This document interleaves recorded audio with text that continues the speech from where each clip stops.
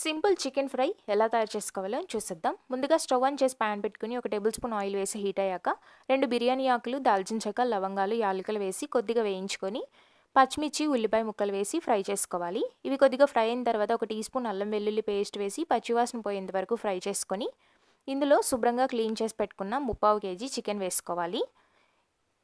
Half tea spoon పసుపు, కొద్దిగా ఉప్పు వేసి ఒకసారి కలిపి మూత పెట్టుకొని చికెన్ నుండి నీరు వచ్చేసి అదంతా ఎగిరిపోయేంత వరకు ఉడికించుకోవాలి. ఆ తర్వాత ఇందులో రుచికి సరిపడా కారం, కట్ చేసుకున్న టొమాటో ముక్కలు వేసి అంతా ఒకసారి కలుపుకొని టొమాటో సాఫ్ట్గా అయ్యేంత వరకు మూత పెట్టి ఉడికించుకోవాలి. ఆ తర్వాత ఇందులో కర్రీకి సరిపడా సాల్ట్ వేసుకోవాలి.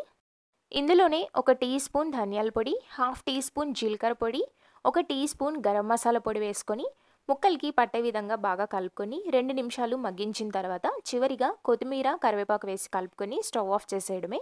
Chicken fry ready.